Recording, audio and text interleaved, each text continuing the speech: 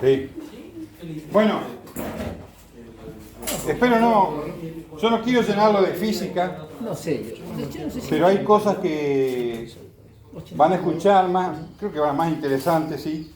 Pero para poder explicarles por qué ocurren, es lo que yo les mandé hoy.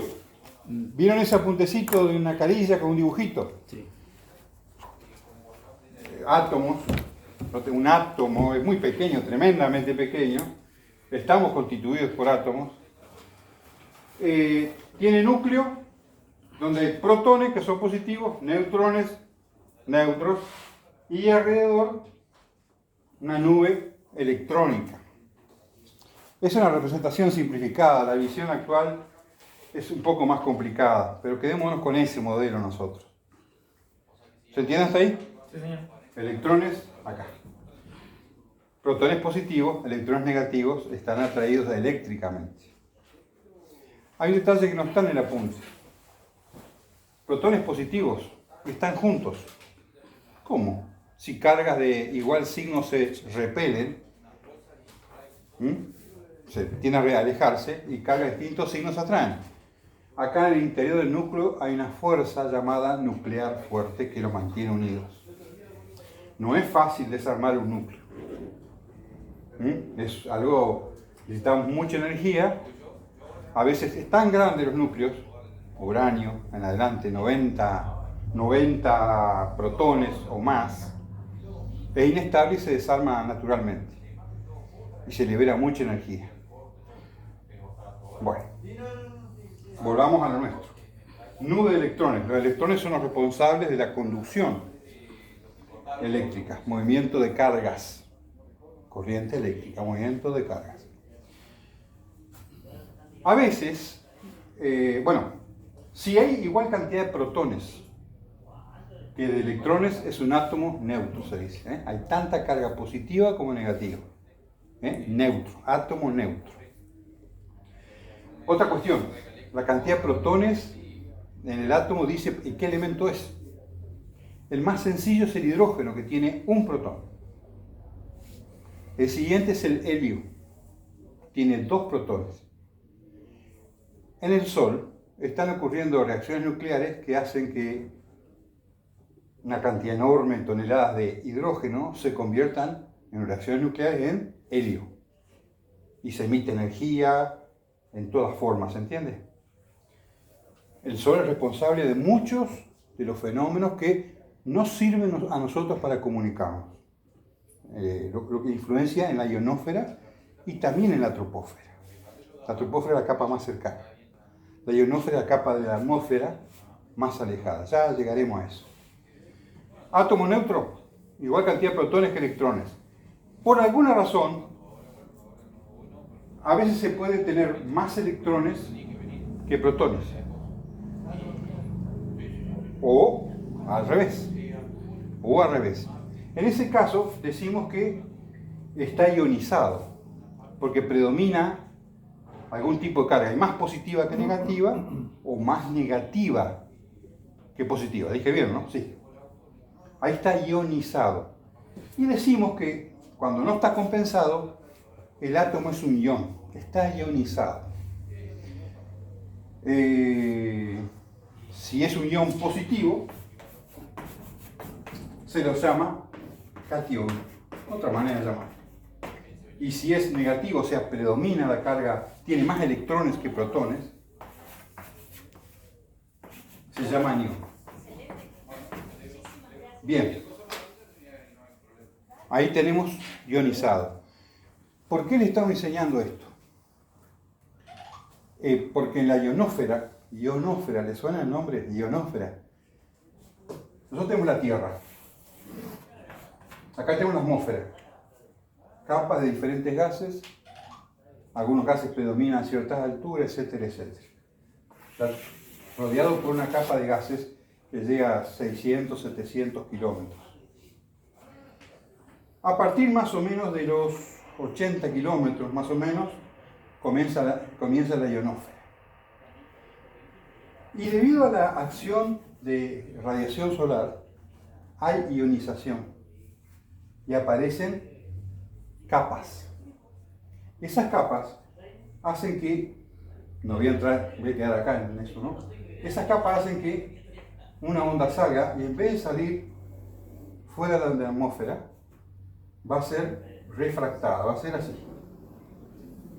Y va a llegar a otro punto de superficie. ¿Se entiende? Eso en lo que nosotros llamamos HF, las bandas que van de 30 a 300, de 3 a 30 MHz, a grandes rasgos, De ahí en adelante, eso es HF, alta frecuencia en inglés. Y de ahí en adelante, de 30 a 300, tenemos VHF. Esto es megahertz. Aquí hay muchos fenómenos que después vamos a explicarles, pero por arriba, tampoco tienen que ser físicos de la atmósfera ustedes. Pero, ¿por qué ocurre esto? ¿Por qué no puedo comunicar ahora, en este momento, al mediodía? ¿Por qué no puedo comunicar en la banda 80 metros con la Patagonia? ¿Por qué puedo hacerlo en una banda distinta, de frecuencia mayor? A la noche, ¿por qué sí puedo comunicarme en la banda 80 metros con Buenos Aires, la Patagonia y el resto del mundo? Porque interfiere la radiación que emite el Sol en a donde llega la radiación emitida desde el transmisor. Hay una capa llamada D, que es una capa que durante el día se ioniza demasiado, y absorbe frecuencias bajas. Absorbe muchísimo. No las escuchamos, perdemos, la señal se pierde, es inaudible. No sé, no pasa, es absorbida acá. En cambio hay otras que durante el día sí, mayor frecuencia pasan esa capa. A la noche, esa capa desaparece y desaparece la absorción. Entonces podemos lograr contactos a muy larga distancia. Pero acá, al final nos metimos en el tema, ¿no? Hay otras capas, la E, la F1 y F2, están más arriba, que son las que posibilitan los contactos a mayor distancia en otras frecuencias. Porque durante el día reciben radiación solar y están ionizadas. Hay electrones libres o iones libres que permiten que una onda se curve y vuelva. ¿Está bien? Normalmente el VHF, que son las frecuencias que muchos de ustedes ya tienen acceso por los equipos, los handy y todo eso, en VHF las señales siguen rectas, salvo que se den ciertos fenómenos excepcionales. Entonces, ¿qué voy a escuchar yo? Una estación que esté, o contactar con una estación que esté sobre mi horizonte. Está debajo del horizonte, es muy probable que no la escuche. ¿Sí? Todo depende del terreno, altura de antena, eso lo vamos a charlar. Lo que yo quería es que usted tenga presente esto de ionización. ¿Y por qué quería mencionarlo? Hay mucha polémica con esto. Hay ambientalistas que hablan de esta cuestión, gente que habla y habla sobre los posibles efectos sobre la salud de las emisiones de radio, celulares, nuestros equipos, etcétera, etcétera, y irradiamos ondas electromagnéticas. Se dice que provocan enfermedades como el cáncer. Hay un detalle. A la frecuencia que usamos nosotros, las radiaciones no son ionizantes, no provocan eso de que quitemos electrones a los átomos. ¿Se entiende? Que es una probable causa de que se produzca a nivel celular una mutación y haya células cancerosas, ¿entiendes? Que crecen, una célula cancerosa es una célula que mutó y crece sin control, ¿se entiende? Una versión abreviada, ¿no? Sí. Yo respecto a eso tenía entendido que como las antenas producen radiación no ionizante, que no tiene alteraciones mutagénicas, pero que sí produce dolores de cabeza e insomnio a la larga porque afectan la parte nerviosa que es carga electrónica en el cuerpo. ¿Qué provoca las emisiones nuestras? Pueden provocar calentamiento de los tejidos. Calentamiento de los tejidos. Si uno toca una antena cuando están transmitiendo, a uno lo quema. Es posible que ciertas emisiones en los celulares usan frecuencias bastante altas. Cerca del cerebro lo usamos, estamos hablando, ¿se entiende? Lo tenemos cerca de nuestro cuerpo. Podrían provocar daños a partir de cierto nivel. Hay unos niveles de seguridad que se usan, supuestamente son seguros. Hay mucha polémica con esto. Hay gente que habla y repite cosas de otros sin basarse en investigación científica, ¿se entiende? Siempre hay que ir a quien se basa en argumentos científicos. Por eso yo le estoy contando esto. Nuestras emisiones no son ionizantes. Las frecuencias que manejamos nosotros sí lo son. Rayos X, rayos gamma, son ondas de muy, muy alta frecuencia. ¿Se entiende? Esas sí son ionizantes y pueden provocar mutaciones genéticas, es decir, que las células se degeneren, etcétera, etcétera. Así que cuando vas a tocar la antena te calienta, así cuando está emitiendo, te quema. Te quema.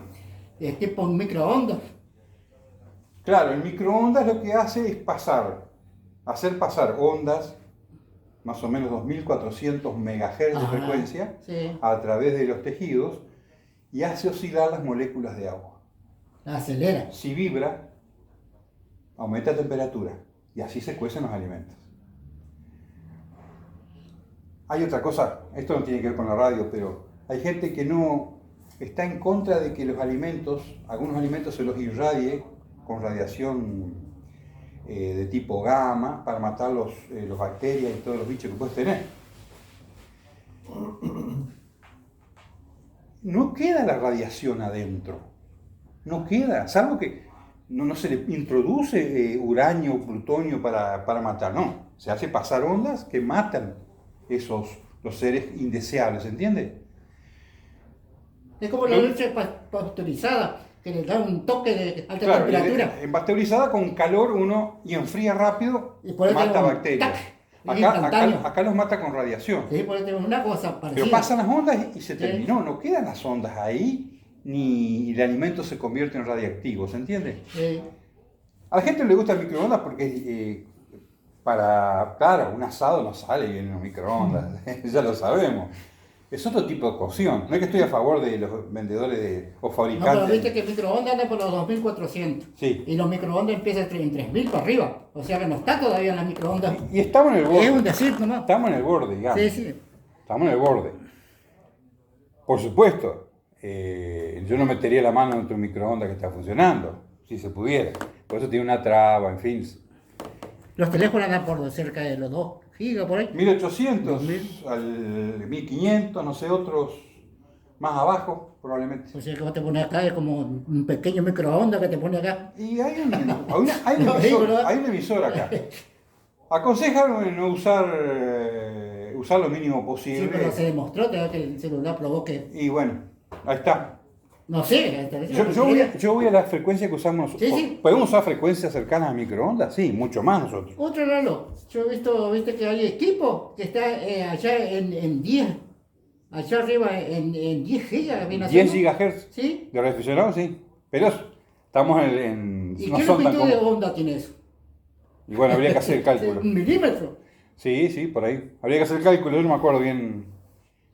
Sí. Y la televisión- No hablamos todavía de longitud de onda y La frecuencia acá televisión todavía. el satélite anda de ahí para arriba hasta los 50. Sí. Ah, Pero bueno, son las frecuencias Sí. que usualmente nosotros no usamos. no. Obviamente, por esto el calentamiento de los tejidos aconseja no ponerse delante de una direccional que Sí. está transmitiendo en VHF o UHF.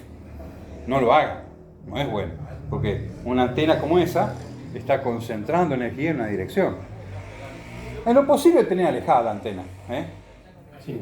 Ser, Es raro tenerla al alcance enfrente de uno. claro, Ocurre, debería claro, ¿qué ocurre? Habría que buscar investigaciones recientes. ¿Qué pasa cuando uno en el auto pone la antenita encima del techo del auto? En Estados Unidos están poniéndose más estrictos con esto de las emisiones electromagnéticas. Y tienen que llenar formularios y hacer declaraciones juradas y otras cuestiones. Se pusieron más estrictos. A ver qué llega acá. Generalmente pasaron a Estados Unidos o en Europa y luego acá resuena y se producen cambios, ¿no? Bueno, esto de ionización era por esta cuestión que teníamos que hablar recién, no son radiaciones ionizantes, la que usamos nosotros normalmente, y la ionización en la atmósfera, los gases que nitrógeno, oxígeno, a determinadas alturas, provoca que aparezcan esas capas que hacen que podamos comunicar a larga distancia. Y a veces impiden también. ¿Vieron la capa D? Esa que absorbe. Pero resulta que esa capa D, a las frecuencias de la banda de 80 metros, 40 metros, absorbe durante el día, permite la comunicación a larga distancia con frecuencias mucho más bajas, del orden de la centena de kilohertz. Nosotros tenemos bandas adjudicadas hace relativamente poco tiempo, cercanas a los 137 kilohertz. Fíjense, la banda de onda la banda de radiodifusión en amplitud modulada empieza en 520, 530. Va hasta los 1600, 1700, ¿no? Sí. Kilohertz. Esta está debajo. Hay otra banda que está por los 430 y pico, no me acuerdo ahora, kilohertz también. Otra banda muy restringida, no me acuerdo el número. Kilohertz. Está debajo de la banda de amplitud modulada, onda media. Esas, allí, la propagación, la capa D que absorbe las otras, sirve para propagación a larga distancia. Las condiciones de propagación dependen de la estación del año, la altura del sol sobre el horizonte, el ciclo de manchas solares. Hay un ciclo de manchas solares de actividad solar de 11 años. Depende de muchos factores. Y depende de la frecuencia también. Bueno. Ya está. Sí. Física bastante por ahí. Pero hay un argumento, fíjense bien cuando aparecen esas discusiones sobre el efecto de las ondas sobre el cuerpo humano y todo eso. En lo posible ser conservador en el uso de los equipos, no ser precavidos. Creo que más peligro, al menos acá en Chajarí, cruzar una calle en estos días, de que uno lo haga, que usar un handy, gente. Les digo que el peligro, o andar en auto, hay más peligro en las calles de Chajarí actualmente que usar un handy o algo parecido. Aparecen handys con alta potencia, cuidado, 8 o 9 watts están promocionando, cuidado con esas potencias. Por alguna razón los handys generalmente no pasan de 5 o 6 watts. Algo hay, eso hay que averiguarlo bien. Potencias mayores. Antes de comprar, por comprar, ¿no? Sí, pues te ofrecen, sí, por alcance, te alcance 50 kilómetros. Potencia 9, 10 watts. Sobre todo los chinos no tienen tantas restricciones, me parece. No tendrían que pasar la aduana esto. ¿Y cuál sería el problema? Demasiada energía por la potencia elevada cerca del cerebro. Un handy uno lo saca. Ese es el tema. Calentamiento de los tejidos. Está recibiendo y está transmitiendo al lado de la Exacto. Sobre todo lo que está emitiendo ahí cuando uno emite. Recibiendo no es tanto el problema, ¿no? Nada. El tema es cuando uno transmite. Pero hay que estar mucho tiempo para tener problemas con eso, ¿no? O sea, no es que... No sé, habría que buscar datos estadísticos serios, a ver a partir de dónde puede ser dañino. Yo en este momento no tengo esa información. Hay que buscar, hay estudios. O sea que el handy con la antena exterior así, el cable así, el pinche no tiene casi, no irradia. O sea, no, claro, porque lo que irradia está afuera, claro, está lejos. Con la antena incorporada. Sí. Una pregunta, Lalo, ese que hace así, acá. Eso, o sea que acá en el medio no te escuchan. Ajá. Acá no se escucha. No, porque uno a veces habla de Centroamérica y en Paraguay no te escucha. Claro, puede ocurrir, Sí. pasa cuando caiga el sol en la banda de 40 metros, para que escuche usted normalmente, cuando cae el sol, empiezan a no escucharse las estaciones de aquí a 500, 600 kilómetros, y se escuchan más lejanas. No hay tanta ionización que haga que vuelva, porque todo tiene que ver cómo pega, ¿no? Según el ángulo que pegue en la capa, ¿no? Si pega así, necesita bastante ionización para volver. Va a caer toda la noche, el sol ya no influye, hay menos ionización, no alcanza a curvarse. Y se da el salto, el skip, zona de sombra se llama. Lo que yo te contaba, tuve una conversación en el grupo, creo que fue, el grupo Sí, ustedes, pasó el grupo que él está escuchando un SDR, una estación, de Concordia. un receptor, estaba en provincia de Santa Fe, Ajá. y escuchaba una estación de Concordia a 20 metros, no es tan usual. Y había un tercero que no se lo escuchaba, pero el de Santa Fe sí. De Comodoro Rivadavia estaba recibiendo la señal de este señor de Concordia. Ujú. Bueno, aquel transmitía no llegaba nada. Entonces hacía de intermediario y me quedé escuchando un rato más. Quedaron hablando entre los tres. Bueno, son fenómenos normales, Bueno, esto del salto. a lo que vos me decís que no era normal, entonces en un momento el de Santa Fe lo puso en duda, porque sí que cruzaron datos. Ajá. Entonces entraba a ver la foto de perfil y dice, nada, pero dice, no, tenía 3 metros. Si tenía una radio, tenía una torre que parece de 25 metros. Y bueno, ahí le explicó, o sea, sí, tiene una radio, pero la antena que él estaba probando, pues se puso a jugar con el VHF, era algo que improvisó y estaba a 3 metros del techo de él. Lo que sí él estima, pues está en una zona alta de Concordia. Se calcula que por eso es que logró eso. Pero bueno. Hay cosas que por ahí son desconcertantes, pero se sabe que Pero también tenemos se algunos presenta. Perseo dando vueltas. ¿Viste? Otra cosa era cuando yo era más joven, no existía la FM. Yo escuchaba la radio común, esa en Radio Concordia, todo eso. AM. Sí. Onda media, la frecuencia. Y de noche las emisoras de Buenos Aires, Ajá. Radio El Mundo, todo eso entraba que un ¿Por qué? cañonazo. Claro, ahí está lo Y que... al amanecer se desaparecía. Claro, porque empieza la absorción de la capa D. Se escuchaba. Empieza la absorción de la capa D. Sale el sol, Desaparece. empieza a absorber las ondas más bajas. No llegan a devolver. Vamos a rever lo que decía al principio, recién. Cae el sol y empiezan a escuchar las emisoras de Buenos Aires y del resto de lugares más alejados, porque no hay absorción. La capa D desaparece, se atenúa mucho. Entonces, se produce esa propagación a larga distancia. Llegan las señales. Y eso que se va la onda, ¿vieron que se va la onda? Va y vuelve. Como que se baja volumen, sube. Claro, porque llegan dos ondas, a veces llegan por dos partes de la emisión. Una llega desfasada, se dice, y se restan, entonces la señal disminuye. Por dos caminos distintos fue la emisión. Llegaron y una estaba hacia abajo, la llamémosle así, y otra para arriba. Se restan, la señal baja. Y puede haber dos en la misma frecuencia. También. Hay otra que dice que baja la potencia porque de noche se interfiere con una brasilera que está en la Sí, misma frecuencia. hay una que está en Río de Janeiro, creo que, una gran Se potencia. interfiere entre ellos. Entonces uno tiene que bajar la potencia. Bueno, yo me voy ahora, yo voy a intentar participar, no voy a tener mucha suerte porque tengo un ruido tremendo, pero para sacarme las ganas, un concurso, ahora hay un concurso que empezó con telegrafía, 1 hora, otro de teletipo, un concurso nacional, y ahora a las 6 de la tarde empieza uno en banda lateral, de 6 de la tarde a 8 de la noche. Es todos contra todos, nunca hablamos de concurso acá. Bueno, ¿qué hacemos? Contactar todos contra todos. La idea es lograr la mayor cantidad de contactos y la mayor cantidad de... Eso va a puntaje, ¿no? Por contactar con estaciones distintas.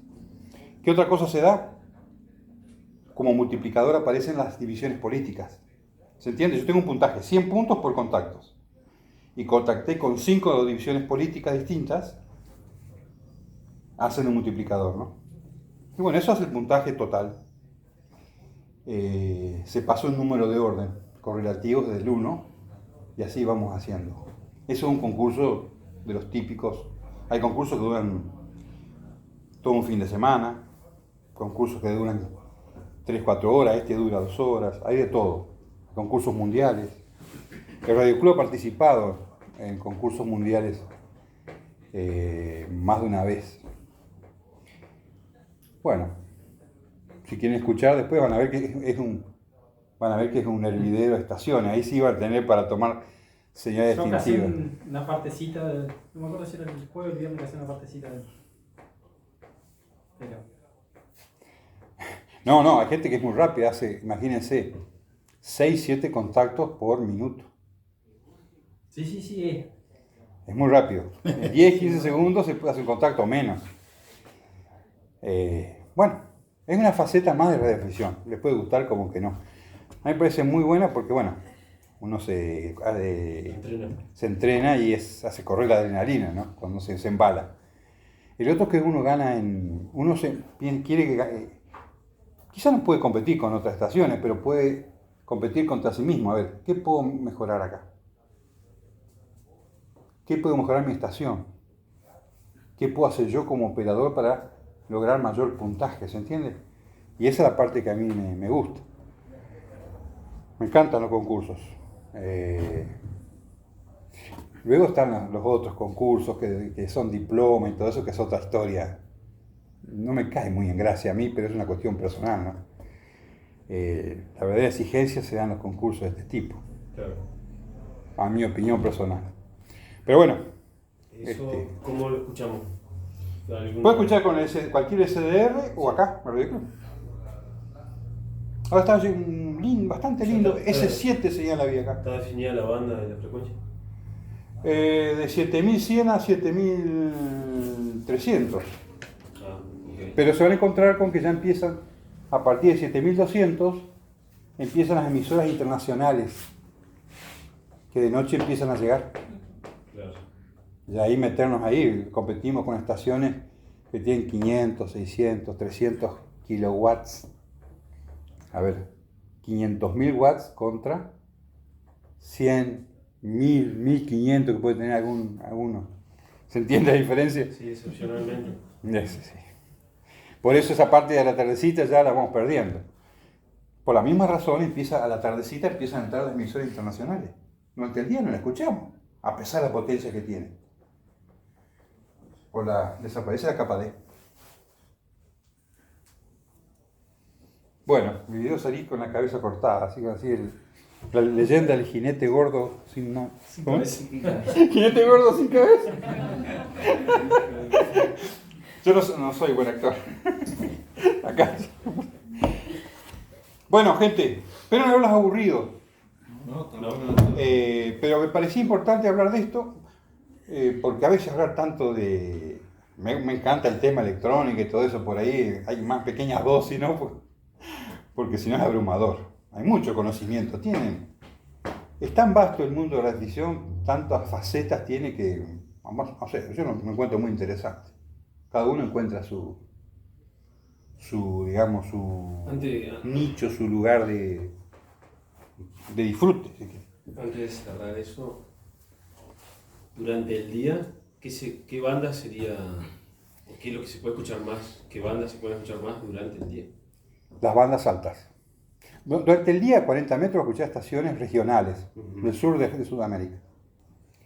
A la noche, el mundo. Todo el mundo. Las bandas altas, 20 metros, 15 metros, otras bandas intermedias son tan comunes, pero 10 metros. 10 metros es una banda que ustedes van a tener acceso permitido. Esa banda con muy poca potencia, cuando hay condiciones, se permite contactos a nivel mundial, continental. Todo el mundo. ¿Y durante el día? ¿O no? Sí. ¿O hay más probabilidades durante el día con esa banda? Depende del lugar del mundo. Depende del lugar del mundo. Que no tengo un pozo. A ver, para dar un ejemplo, las estaciones de Japón empiezan a aparecer con nuestra tardecita. Porque en el camino más corto que va de acá, que pasa por el Pacífico, está iluminado. Tiene el máximo de Sol. Más ionización. Claro. a fin de la mañana, pasado el mediodía, Europa, África, Asia. En la parte de Asia más cercana a nosotros, ¿se entiende? Lo que es Oriente Medio, Kuwait, se ubican Arabia, todo eso. 10 metros. Después tenemos 15 metros, muy linda banda, comportamiento más estable que la de 10, y la de 20, que son 14 MHz. A ver, 10 metros es 28 MHz, 15 metros 21 MHz y 20 metros 14 MHz, le di números redondos, números redondos. Ahí van a encontrar Una de 20 no hice, no poder. No hay restricciones, hay que ver. Pero escuchen, no se queden con... ustedes escuchen, aprendan lo que ven allí. Tampoco es un mundo... A ver, hay malas prácticas también, sí. Nosotros vamos a señalar cuando escuchemos, esto no podés hacer, esto se hace, esto no. Hay de todo, gente. Es una actividad humana esta, así que... Sí, pero uno hace las cosas correctas, va bien. Bueno, y otras las cosas incorrectas también siguen, pero bueno, cuenta con nuestro desprecio. Hay para todo. VHF y VHF, hay DX en VHF y VHF, pero es otro cantar ese. Es otra historia. Ahí los contactos de DX es hacer un contacto de más de 150, 200 kilómetros. No sé, es que es más difícil. Bueno, ahí tienen para entretenerse. Con un handy y una antena adecuada pueden lograr DX a nivel de VHF y VHF. Hay un caso excepcional. Hay un tipo de propagación que se da cerca de los equinoccios. ¿Qué son los equinoccios? Hay una época en que el Sol ilumina los dos hemisferios en forma pareja, cerca del 21 de marzo y cerca del 21 de septiembre. Hay una propagación que se da, que algunos colegas de acá la han logrado. Esta es la Tierra, este es el Ecuador.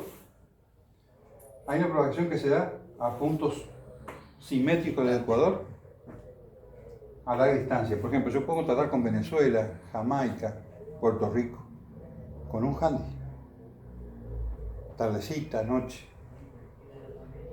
Es algo excepcional que se da en esa época. Los contactos son bastante, imagínense, varios miles de kilómetros, sí. que usualmente no son posibles. Sí. Vos habías contactado así una vez, ¿no? Un venezolano. 6.000 kilómetros. Y ¿Y línea más. recta tranquilamente? Sí, más me parece, no sé bien los números. Con un handy. ¿Y pone un ángulo así o se va y baja por allá? Creo que más o menos la teoría dice que esta leionósfera Sí. va así, se mantiene acá arriba Ajá. y baja. Algún fenómeno que lo descubrieron los aficionados, no sabe bien por qué, esa propagación descubrieron los aficionados. Acá está a ver, esto es Venezuela, esto es Argentina. Bueno, lo puse al revés, la Tierra, ¿no? Sí, no importa. Este es el Ecuador. Se entiende. Ahí. No rebota acá, sino hace así. Acompaña, digamos, como que... Sí, como que es una cosa grosera lo que digo, muy rudimentaria, como un canal que sigue allí. Algún efecto hay, un efecto físico que se da en esa época que hace que esto ocurra. Y se da también entre Europa y Sudáfrica, y sí, simétricamente respecto al Ecuador. Sí, pero ¿qué frecuencia? ¿10 metros? Un VHF. Más bien de la banda de 6 metros, 50 MHz en adelante, más bien ahí. 50 MHz. La banda de 6 metros. Algunos le llaman la banda mágica. Sí. Ah, 46, Por el 50. por el comportamiento extraño que Sí, tiene sí, ahí. sí, por eso le llaman mágica. Una banda más. Otra banda más. Sí. Pero bandas no faltan, falta gente que ande. ¿Vos la tenías, Hugo, con la banda mágica? Sí, lo vi. Bueno, gente, ¿Listo? Suerte. Muy Hoy bien. había preparado el desafío, pero bueno, va a quedar para la semana que El viene. teléfono, ¿te acordás que Claro, Eso acá por ¿la banda de 11 metros es restringida o no me acuerdo cuál era la marca? No, la banda, ¿qué banda, perdón? La banda Sí, de 11 metros. banda ciudadana. Ah, Es una banda que está debajo de la banda de aficionados. Restringida, yo veo que no tanto. Se usa sin licencia. ¿No? Generalmente que sin licencia. En Brasil tiene licencia, no sé acá. capaz que? Porque yo estuve escuchando un chico jovencito de 13 años que anda en la banda de 11 metros y dijo que en España pagan un canon por única vez. Dijo, no sé cómo será en la Argentina, en No, no, Chile. acá cualquiera, nadie controla. Nadie- Lo que me puede dar en esa banda tu licencia, por ejemplo. Sí, pone el nombre fantasía, ¿no? Estación. No, por eso, pero la licencia era de aficionado, ¿no? No, no, no. El aficionado no puede ser. Ahí te dan. No, no, no, no, no. No, no, no. La licencia del aficionado es para las bandas del aficionado. Afuera es Estación Pajarito, Estación Libertad, el monstruo de Villa de Rosario, qué sé. Pero entonces liberado. Y de cierto modo no hay con tanto control ahí. Tanto control, exactamente. No hay tanto Igual que la control. frecuencia. Y que hace que el ruido cósmico y algunas cuestiones más entren particularmente más fuertes sobre toda nuestra zona que sobre el resto del planeta. Entonces, la orden, como esa capa está por encima, los afecta a ellos. Una de las recomendaciones es que, salvo cuestiones muy particulares, apaguen los equipos para no sobrecargarlos porque le entra más radiación de afuera que... Entonces, cuando hacen las caminatas espaciales y demás, tratan de coordinar que la mayor parte de la caminata espacial, que generalmente dura horas, la hagan con la menor cantidad de incidencia sobre nuestro sector para no estar tan afectados. bueno, eso era el remisero. Claro, lo que no le llega de arriba nosotros se lo mandamos de abajo. Vamos otra vez. Bueno, teóricamente ellos están transmitiendo fuera de la banda de aficionados. Pasa que No se puede aplicar las leyes. En el espacio. Ellos pasó con uno de los astronautas que iba a la Luna, que se le venció. Ellos son muy delicados con el tema de los impuestos. Ellos hacen las declaraciones juradas y le pasó que se dio cuenta que llegó al día y no había presentado la declaración jurada, cosa que depende de lo que vos ganás, podés ir preso. O sea, aparte de las multas y demás, vas preso. En Estados Unidos son muy delicados con la parte impositiva. Y pasó que dijo, che, me olvidé, y a las como 2 o 3 horas le contestan desde la Tierra que habían hablado con la gente del IRS y le dijeron que técnicamente técnicamente estaba fuera de los Estados Unidos, entonces tenía un plazo de 30 o 60 días más para presentarlo. Técnicamente no. Claro, pero que depende cómo lo ves, no, porque en realidad la nave se considera parte del Estado, o sea que... Pero a los fines legales de cosas estaba fuera del territorio. Estaba en un entonces, gris ahí que... Claro, entonces... nada que ver con la gente. Buscaron la vuelta. No había jurisprudencia sobre eso. Claro. Nos vemos, gente. Voy a ver cómo me va. Listo. Cargado, suerte. Buena suerte de verlo. Es más ruido. Pero bueno, vamos a ver.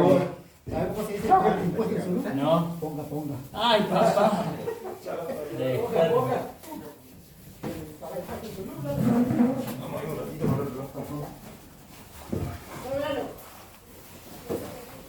Sí, pero no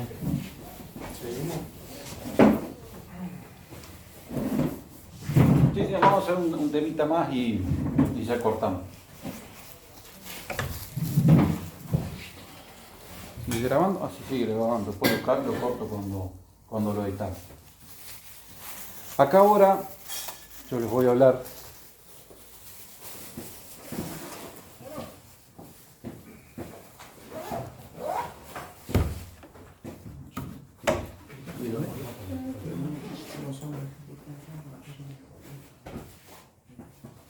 Vamos a hablar ahora del capacitor.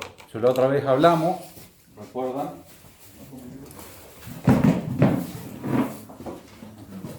Hablamos el otro día de la resistencia, que era un semiconductor, ¿sí?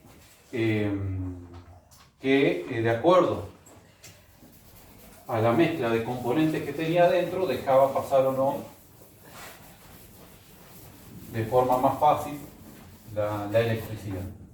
Ahora vamos a ver otro componente que se llama capacitor. Yo traje algunos ejemplitos. Típicamente, la simbología es esta, ¿sí? ¿Qué es el capacitor? Son dos placas metálicas enfrentadas una a otra. Típicamente el diseño es así. Puede ser que estén, ahora les voy a mostrar, enrolladas una arriba de la otra, pero básicamente son dos placas metálicas, la cual tiene un elemento que la separa que se llama dieléctrico, ¿sí? Acá tenemos, en este caso, este es un capacitor variable, ¿sí? Que básicamente son, ahora yo se los paso, son dos placas, dos juegos de placas metálicas. Uno es este acá que se mueve, el otro está fijo, y que ustedes van a ver que casi se tocan. Este es de recepción, por eso están tan cerca. En transmisión, por una cuestión de voltaje, se la separa un poco más. Y cuando no se están enfrentadas, tienen la menor capacitancia. En el caso del cómo se mide la cantidad de capacitancia, es el faradio.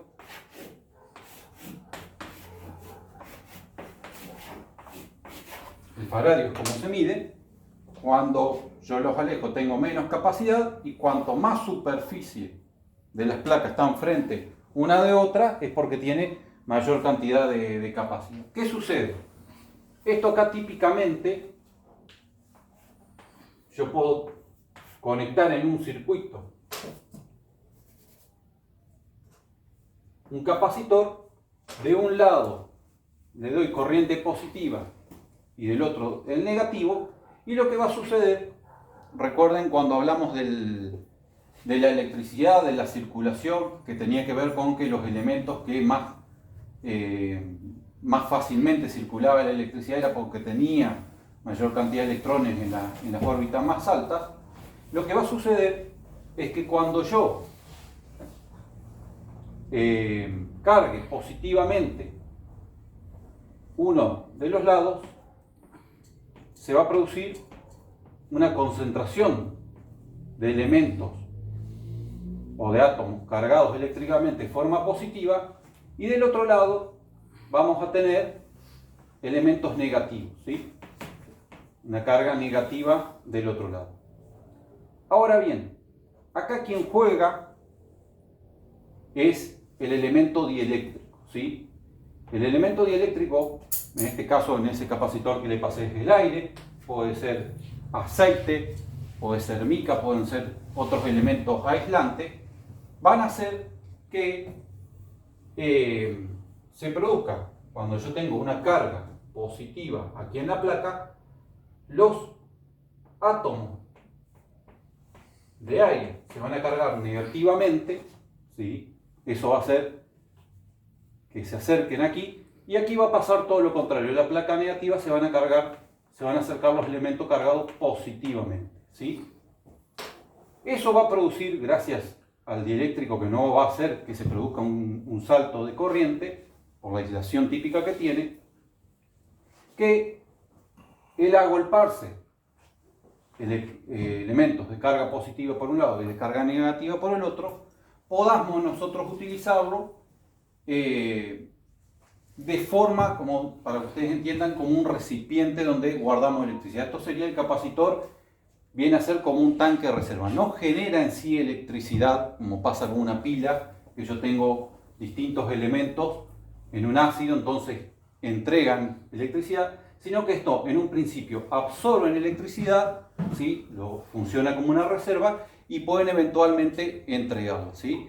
Si yo agarro un capacitor, como pasa por ejemplo a veces de un elemento, un microondas, un motor eléctrico, lo cargo eléctricamente, se va a llenar de carga, lo desconecto y lentamente va a ir descargándose en el aire por los bornes hasta que queda sin carga. Ahora, si yo lo cargo eléctricamente y toco los dos elementos, vamos a ver que guardó electricidad y se va a producir un cortocircuito, ¿sí? Después vamos a verlo en la parte práctica, cómo funciona esto. Pero acá yo les traje distintos tipos de capacitores.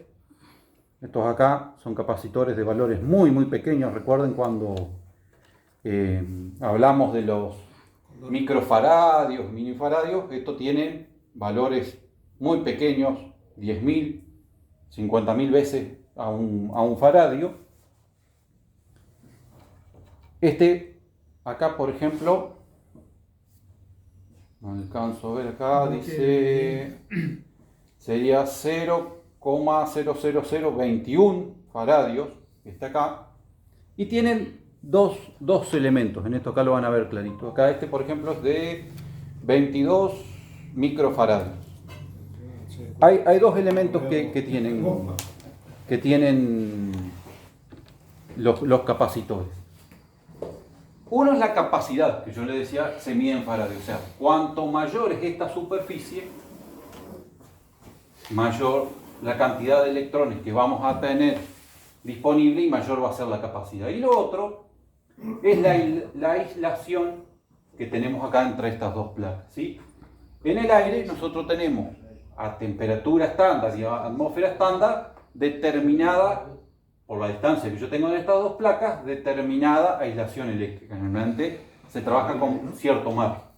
Ahora, en los capacitores, eso que les pase, ustedes van a ver que tiene el valor de capacitancia y un valor en voltios, ¿sí? Entonces, hay uno creo que mide de 120 seguro y el otro, no me acuerdo, y el rojito chiquito es de 400 voltios. Significa que el material aislante, el dieléctrico, soporta hasta 400. Típicamente, están con mucho margen, si le dice 400, soportan 550, 600. En estos que están acá, pásenlos a estos acá. En estos acá que son redonditos, básicamente son las dos capas que tenemos acá con un aislante de plástico generalmente más un líquido. Estos que tienen acá tienen una forma cilíndrica porque si nosotros lo desarmamos vamos a ver que es una plaquita, ¿sí?, de dos elementos aislado entre medio con un plástico y típicamente tiene algún líquido, algún aceite que ayuda a aumentar la aislación eléctrica. Esos capacitores, cuando pasa mucho tiempo por el uso, van perdiendo a veces el aceite y cuando entran en cortocircuito explotan o se hinchan. Claro, es típico. La temperatura que soporta. Claro. Fíjense que arriba tiene, del lado contrario de las patitas, tiene como una tapita con una cruz o una marca. Esa marca, cuando están así, significa que están en buen estado, más allá de que habría que medirlos, porque se pueden hacer de placas metálicas como ese variable, pero típicamente en esos capacitores se utilizan placas de un metal de muy buena conducción para que esto tenga una resistencia interna muy muy pequeña. Cuando se vuelven viejos, yo lo mido en capacitancia en total, dan los valores, pero los electrones se van moviendo muy lentamente, tienen una alta resistencia interna. Entonces pasa una de las medidas, y el capacitor dice tiene tantos microfaradios y no da el valor, ya no sirve. A veces además dan el valor, pero necesito probarlos con elementos muy precisos para ver si la carga, si la circulación interna es rápida o no. Porque hay veces que da el valor, la resistencia salta internamente, o sea, acá internamente se van moviendo muy lentamente y cuando yo lo quiero para determinado uso, donde yo necesito que rápidamente se produzca el movimiento de los electrones, falla, ¿sí? Yo lo mido con el tester mide que la cantidad total de electrones coincide, pero con cierta tolerancia, generalmente un 5% de tolerancia, pero lo hacen de forma lenta y se necesitan aparatos especiales para medir. En ese caso, cuando tiene esa parte metálica arriba con esa marca, se utiliza porque cuando empiezan a trabajar mal, por alta resistencia o lo que sea, empiezan a calentarse y se levantan. Cuando están inflados, que le dicen los capacitores inflados, ya no sirven más. Por más que yo los mida, el solo hecho que estén inflados ya me está indicando que ya no funcionan y que en cualquier momento están por producir un salto interno aquí y va a ser un cortocircuito, básicamente. Hay algunos, les decía, tenemos la capacitancia, el voltaje.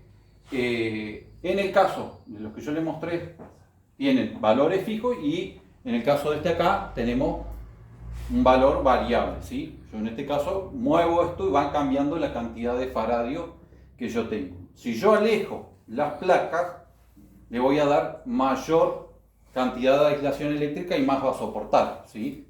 Esto para recepción, como se trabajan siempre con valores de 10, 12 voltios como máximo, que no llegan acá porque las etapas de amplificación trabajan por debajo, están sobradas de margen. Igual acá, escucho algún rosa, habría que verlo que no estén tocándose, a veces es interno del coso, pero habría que controlarlo. Cuando se trabaja con altos voltajes, como pasa con el amplificador allá, que se trabaja con 500 o 600 voltios, hay que aumentar la separación o mejorar el dieléctrico. En vez de aire, yo utilizo algunos aceites que vienen para capacitor, aumenta la capacidad. Pasan dos efectos. Cuando son aceites para capacitor, aumenta la eficacia de la capacitancia y aumenta el valor de aislación. ¿Cuál es la contra? Cuanto yo más aleje la placa entre sí, menos interacción hay entre una y otra, ¿sí? Al haber menos interacción, yo necesito mayor cantidad de superficie para tener la misma capacitancia. O sea, cuando yo tengo un capacitor de determinado voltaje de aislación y yo quiero aumentar el voltaje, al separar las placas cada vez interaccionan menos.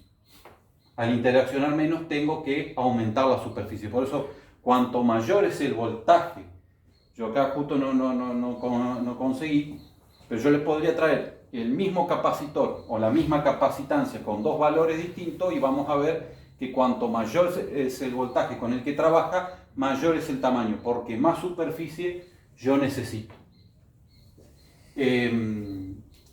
Cuando la otra vez yo les expliqué lo de las resistencias cuando las ponemos en serie o cuando las ponemos en paralelo,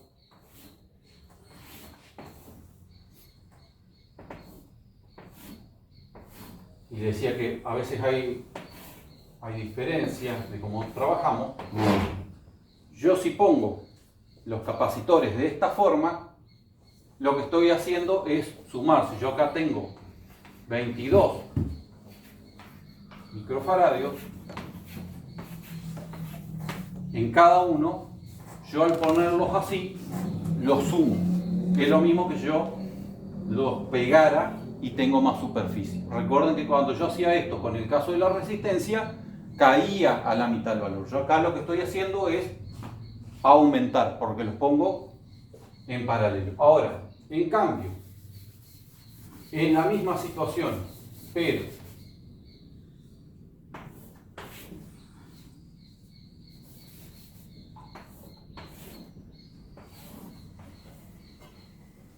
nosotros los damos por ahí muy por arriba a lo que sería, porque en la práctica ustedes tienen que saberlo como conocimiento general, pero en la práctica esto del día a día de los radioaficionados no está bien.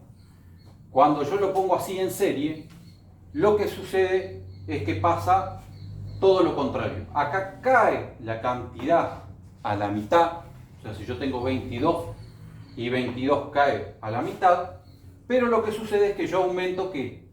La aislación eléctrica.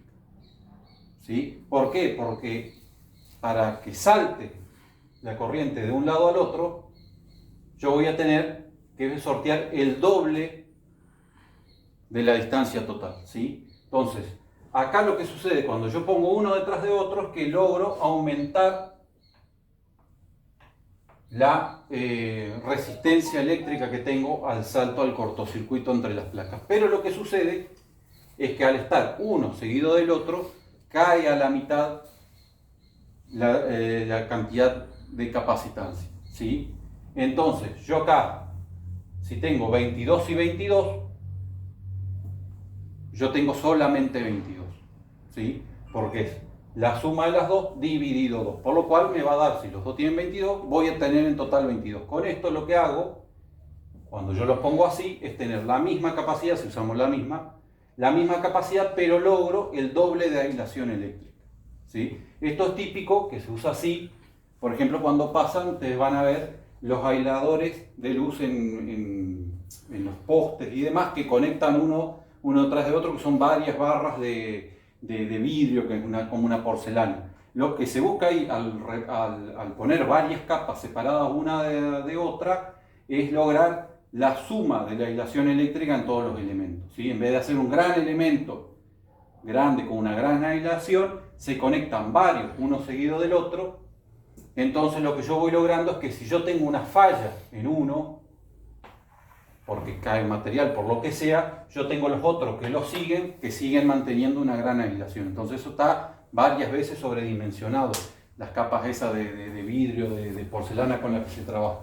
Porque si yo tengo algún quiebre, alguna falla, como son elementos, digamos, que quedan a la exposición, los otros que están de seguido siguen manteniendo la aislación eléctrica, ¿sí? No se utiliza un elemento grande de aislación, sino que se utilizan varios pequeños para que en caso de que haya algún tipo de falla, los otros sigan manteniendo la aislación. Cae la aislación total, pero se trabaja con tanto margen que no hay problema. Entonces, eso cuando lo ven que tienen algún inconveniente, que están viejos, se cambia, ¿sí? Porque lo que se hace es eso, poner varios elementos medianamente pequeños para aumentar la aislación total eléctrica. Por ahora, con esto, no sé si más o menos lo entendieron o no, Sí. lo que estamos hablando. Después de esto, nosotros vamos a ver, de pasarles algunos videos y demás, de para qué sirve. Cuando nosotros veamos la resistencia, la bobina y demás, vamos a hacer un dibujo de una pequeña fuente, ¿sí? Nosotros en el capacitor, en las fuentes, digamos, de electricidad para el trabajo, típicamente lo que se usa de que guarden electricidad es para cuando trabajamos de corriente alterna a corriente continua. Te vieron en corriente alterna, nosotros tenemos los flujos donde tenemos momentos que tenemos picos de corriente y momentos donde baja. Cuando los transformamos a continua, después vamos a ver el diodo y demás, que son los que nos ayudan a transformarlo en continua. El momento donde baja, donde yo tengo el momento donde baja la cantidad de corriente hasta que queda en cero, el circuito, yo voy a obtener corriente de los capacitores. O sea, cuando se carga, cuando tengo el pico de corriente, yo tengo que tener, pues vamos a ver que tenemos que tener un sistema de bobinas y demás de sobrada. Cuando se carga, vamos a cargar los capacitores, ¿sí? Eléctricamente, y cuando se produzca esta caída, los capacitores nos van a entregar en el circuito corriente. Todo lo que nosotros vamos a hacer es una cuestión medianamente así. Cuando venga el otro pico, se va a cargar. Entonces, ¿qué voy a lograr? Vamos a ver que en vez de tener momentos de pico a cero, va a empezar a caer y van a empezar los capacitores a entregar corriente. Entonces, esta corriente, junto a otros elementos que vamos a ver, esta corriente que era hacia alterna, la vamos a empezar a hacer un poco más así. El cero acá, cuando funcione, nunca va a llegar acá al cero, ¿sí? Vamos a tener como un rizado. Va a ser uno de los elementos que vamos a tener. O sea, va a absorber corriente, se va a cargar eléctricamente cuando esté el pico, y cuando empiece a bajar va a entregar al circuito corriente. Entonces, la corriente en la primera etapa, antes del capacitor, va a estar bajando, pero luego del capacitor va a estar subiendo, o por lo menos va a ser así. Va a ser lo más estable posible, ¿sí?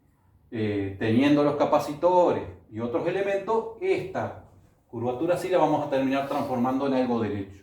Continuo. Claro, en continuo. Después vamos a ver, porque puedo a esta mitad para acá abajo pasarla arriba o directamente bloquearla. Hay distintos diseños de cómo transformar de corriente alterna a continua. Ahora, el que me va a matar este bajón acá va a ser el capacitor, que va a servir como un tanque que cuando se produzca el bajón de corriente me va a entregar corriente para compensar, ¿sí? Haciendo bien los cálculos de los capacitores, si yo tengo muy poco capacitor, va a pasar esto así y va a ir a cero o va a ser tarde. Si yo le pongo mucho capacitor, después vamos a ver que puede ser malo para los otros componentes. Pero básicamente uno de los elementos, vimos la resistencia, el capacitor, después vamos a ver la bobina, el diodo. Uno de los elementos fundamentales para transformar en un circuito de corriente alterna a continua es justamente el capacitor, que guarda, no genera por sí mismo corriente, sino que guarda corriente y la entrega. Cuando la entrega, lo podemos aprovechar cuando se produce el bajón de la corriente alterna. Que la entrega entonces en el circuito se mantiene estable y siempre tenemos electricidad positiva luego del capacitor. Cuando terminemos de ver todos los elementos, vamos a ver una fuente típica donde tenemos el transformador, los diodos, los capacitores, y vamos a ver en cada etapa cómo está la corriente hasta que llega a estar estable, digamos, la más básica. Después hay formas, como pasa con las fuentes de carga flotante, que se le llaman las que tenemos ahí, que son bastante más complejas porque, aparte de estabilizar a la corriente y demás, siempre mantienen la corriente independientemente del consumo. Eso es algo más complejo, pero no viene el caso, digamos.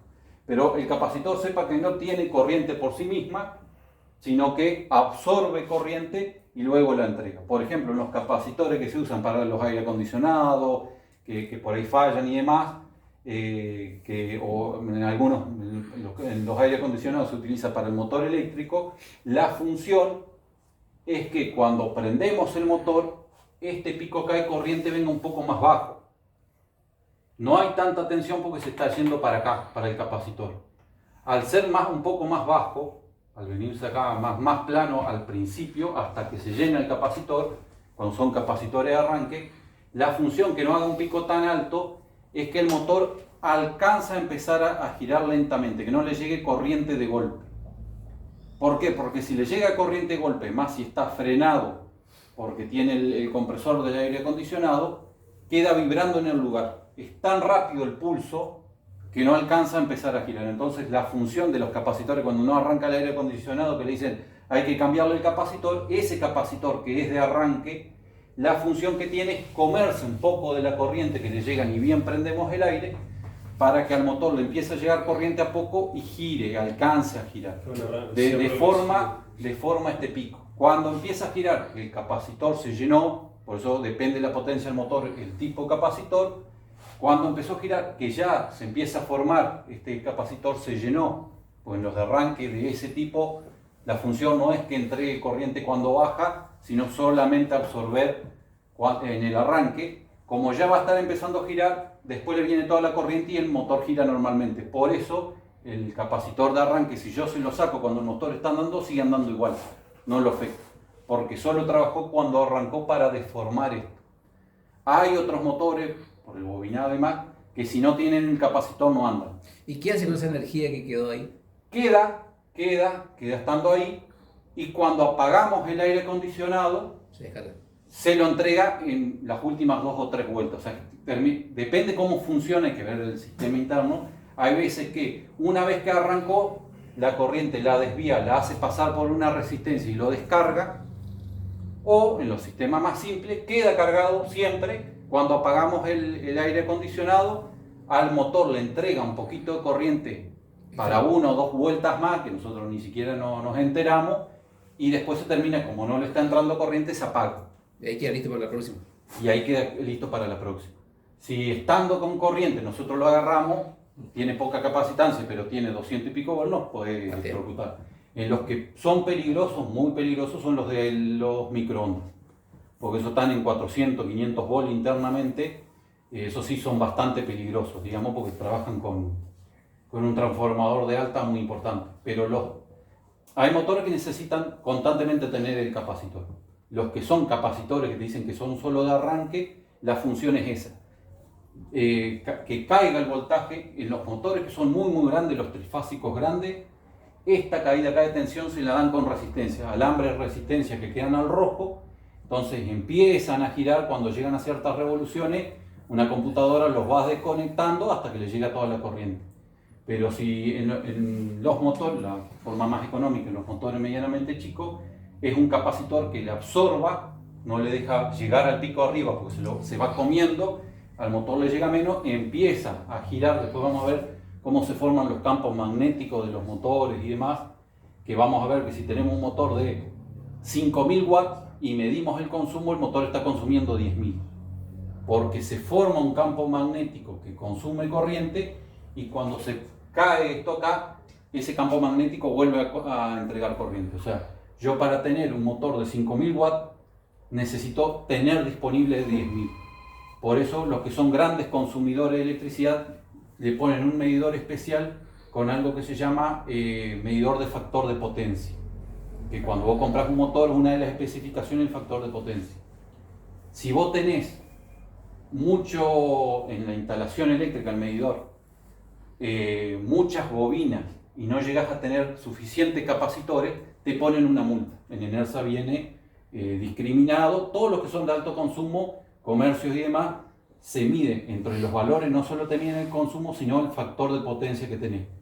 Porque todo lo que es bobina necesita más corriente, o sea, cada vez que se produce el ciclo, se produce un consumo más alto que cuando empieza a bajar, el motor te lo vuelve a entregar el bobinado, digamos. El problema es que vos lo necesitas de la red eléctrica, no es consumo. O sea, lo consumís y lo entregás, no es consumo en sí. Pero la empresa eléctrica lo tiene que tener disponible. Entonces, si no tenés en el banco de capacitores que se llama en tu comercio y ven que el desfasaje es muy grande, te ponen una multa. O sea, aparte del consumo eléctrico, te ponen un agregado por tener muchos elementos con bobina. En las casas no pasa, pero en los grandes consumidores sí. Pero es por una cuestión de los motores eléctricos de la bobina, que después vamos a ver por una situación especial de las bobinas, digamos. ¿Y por qué, por ejemplo, los ventiladores de techo, o sea, cuando están marchando lento, viene el electricista y te cambia el capacitor y anda rápido de vuelta? Hay que ver el tipo de bobina del ventilador, porque hay algunos que funcionan así. En el tendido eléctrico, la bobina tiene el capacitor y ahí cierra el circuito. Porque entonces, hay capacitores que tengo entendido yo que son para arranque, ¿no? Claro, lo que yo te decía era solo para arranque. Era solo para arranque. Algunos ventiladores funcionan así, es la bobina y acá tiene un capacitor. Si este capacitor se vuelve viejo y no guarda electricidad, esta bobina no se energiza. O sea, la corriente va circulando, pero era como yo te decía, tenemos el faradio, tenemos la aislación y tenemos que ver cuántos faradios tiene, si sigue estando en buen, y hay que ver cuál es la resistencia interna. Si tiene mucha resistencia, o yo lo mido y digo, bueno, tiene los faradios, pero circulan lentamente los electrones acá adentro, para cuando llega al pico, va cargándose por la mitad y se empieza a bajar la corriente. Buenas, ¿cómo va? Pasa eso, que te cambian el capacitor porque el capacitor tiene mucha resistencia interna, no alcanza a cargarse, entonces ¿qué pasa? La corriente por acá circula muy lento por el bobinado. Al circular lento no hace suficiente campo electromagnético y el ventilador gira despacio. Porque en ese caso este capacitor está funcionando junto con la bobina, no es un capacitor de arranque como el otro. Por eso, porque está en ese momento que son los que más sufren, porque estos capacitores constantemente están cargando y descargándose y constantemente están trabajando caliente. Los de arranque solo trabajan con el pico del arranque y después cuando están dando ni se enteran que se producen los bajones o las subidas de tensión, están siempre cargados. En cambio estos acá constantemente se cargan y descargan, pero porque trabajan así, no es que trabaja la bobina como podría llegar a pasar, está la bobina acá y ellos trabajan así en paralelo, digamos. Que hay algunos circuitos que también trabajan así, por otras razones, digamos. Depende del diseño, cuando trabajan así, muchas veces funcionan igual que los capacitores de arranque, están normalmente siempre cargados, no siempre, hay que ver el diseño. En esto trabajan menos, porque el grueso de la corriente, ¿dónde pasa? Por acá. Pasa como con los capacitores de arranque y los fluorescentes, trabajan así, los capacitores de cosas. Acá tengo, en vez de tener una bobina en los fluorescentes, yo lo que tengo acá son las dos capas de elementos de corriente y acá tengo la botellita de vidrio, ¿sí? Y acá tengo el gas. El capacitor de arranque funciona así. Se carga para que se alcance a ionizar, que es lo que le explicó Lalo, a ionizar, y después cuando empieza a circular los electrónicos por acá, por la cápsula de gas, y producen los fotones que hace que la iluminación, si yo al arrancador lo saco no pasa nada, porque la corriente por dónde está pasando, por acá, no por acá. Acá solo actúa en el arranque. Se carga, le doy corriente a los dos puntos, se carga primero el capacitor y le da tiempo a que se produzca la ionización para que arranque. Y ese capacitor funciona así en paralelo. Por eso es importante paralelo o en serie o demás, digamos. Bueno, en este caso yo lo saco y no pasa nada. El flujo de la corriente está acá. Pero depende para qué es el capacitor. Hay algunos cuando te lo cambian porque no funciona, es porque el capacitor no es de arranque, sino que es parte del mismo bobinado del aparato. Hay que ver en qué circunstancia y cómo es que funciona, digamos. Algunos le llaman, ¿cómo? Bobina compensada con el capacitor de los ventiladores. Claro, pero hay muchos diseños, ¿Sí? hay muchos... Pero la mayoría de ese a veces los diseños pierde más la simples... velocidad. Claro, los diseños a veces más simples, típicamente son más económicos, pero son los que más próximos tienen a las fallas, porque ponen elementos que hacen que se fatiguen y se rompen antes. Y hay diseños mejores, más caros, que trabajan menos las piezas y duran más. Por decirlo así, el capacitor queda unido con la bobina de arranque. Claro, hay que ver el circuito. Por ejemplo, en las heladeras Sí. se trabaja con un bobinado de arranque y uno de funcionamiento. Entonces, se pone una pieza especial con un termistor, que es una pieza que cuando se calienta se aísla. Entonces, en ese caso hay un capacitor y una bobina cuando arranca el motor. Y ponen un termistor, que es una pieza de dos metales, que cuando pones dos metales de distinto elemento y haciendo fuerza, cuando uno se calienta se deforma y se aísla. Entonces, se hace pasar la corriente por un capacitor y una bobina especial para que arranque el compresor, y cuando luego de unas milésimas de segundo se desconecta y pasa al bobinado principal, que puede o no tener un capacitor. Entonces, en ese caso hay una bobina, ese es un tipo de motor donde vos tenés una bobina y un capacitor de arranque, no es solo el capacitor, hay un bobinado exclusivo de poca fuerza para que empiece a girar internamente el motor y luego conecta al bobinado principal que se mantiene siempre andando. Que a su vez puede tener un capacitor de marcha, que se le llama, ¿no?